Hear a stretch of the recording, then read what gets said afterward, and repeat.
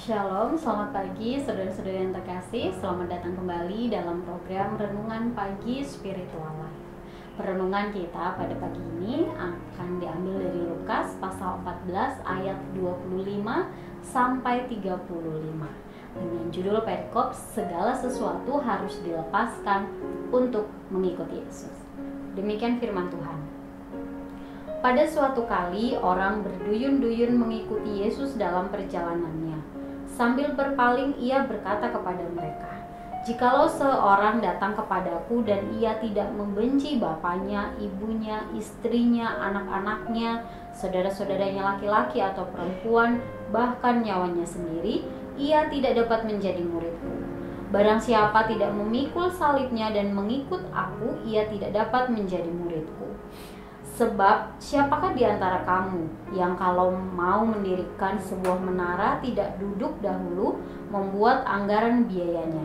Kalau cukup uangnya untuk menyelesaikan pekerjaan itu, supaya jikalau ia sudah meletakkan dasarnya dan tidak dapat menyelesaikannya, jangan-jangan semua orang yang melihatnya mengejek dia sambil berkata, 'Orang itu mulai mendirikan tetapi ia tidak sanggup menyelesaikannya.' Atau raja manakah yang kalau mau pergi berperang melawan raja lain tidak duduk dahulu untuk mempertimbangkannya? Apakah dengan 10.000 orang ia sanggup menghadapi lawan yang mendatanginya dengan 20.000 orang? Jikalau tidak, ia akan mengirimkan utusan selama musuh itu masih jauh untuk menanyakan syarat-syarat perdamaiannya.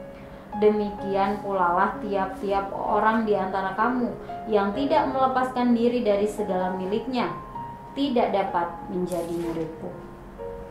Garam memang baik, tetapi jika garam juga menjadi tawar, dengan apakah ia diasinkan? Tidak ada lagi gunanya, baik untuk ladang maupun untuk pupuk, dan orang membuangnya saja.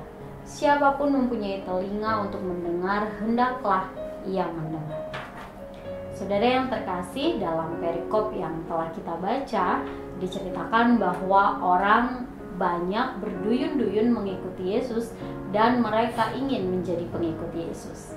Nah, kepada mereka ini Yesus kemudian menasehati agar mereka memahami syarat-syarat untuk menjadi muridnya terlebih dahulu.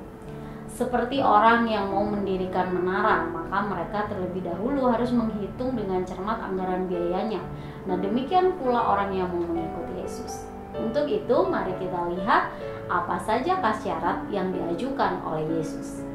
Pertama adalah rela melepaskan apa yang sangat disukai. Yang dimaksudkan di sini adalah orang yang mau mengikuti Yesus harus mau melepaskan segala hal yang bertentangan dengan kehendak Allah walaupun itu sangat ia sukai. Seperti Abraham yang meninggalkan bangsanya sendiri dan juga Musa yang meninggalkan istana Firaun yang sangat nyaman, maka demikian pula seorang pengikut Yesus. Yesus bahkan memberikan contoh bahwa menjadi pengikutnya, seseorang harus membenci keluarganya. Hal ini tidak berarti bahwa ia harus membenci keluarga, melainkan bahwa rasa nyaman dan kepuasan mereka terhadap keluarga tidak boleh melebihi kasih kepada Allah. Kemudian syarat yang kedua adalah rela memikul salib.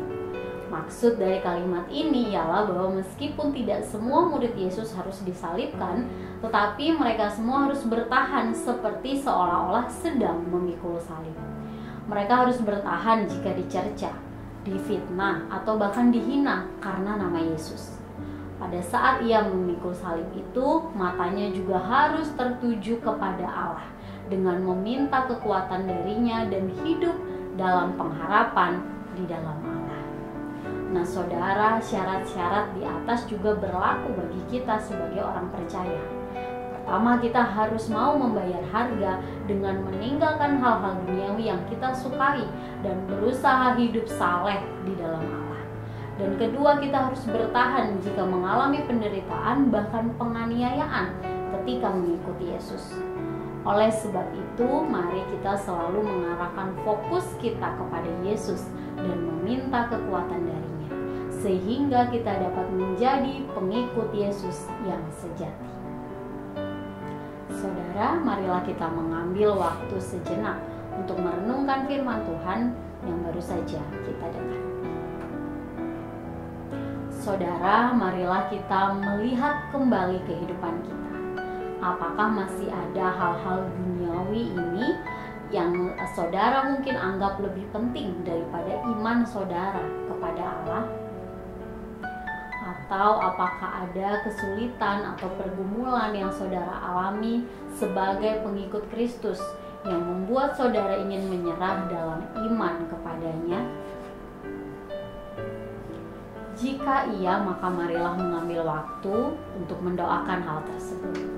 Mari berdoa agar Allah memberikan saudara kemampuan untuk meninggalkan hal-hal yang menghalangi saudara dalam mengikuti Yesus. Dan mari kita meminta Roh Kudus untuk membimbing kehidupan kita setiap hari sehingga dapat melakukan kebenaran.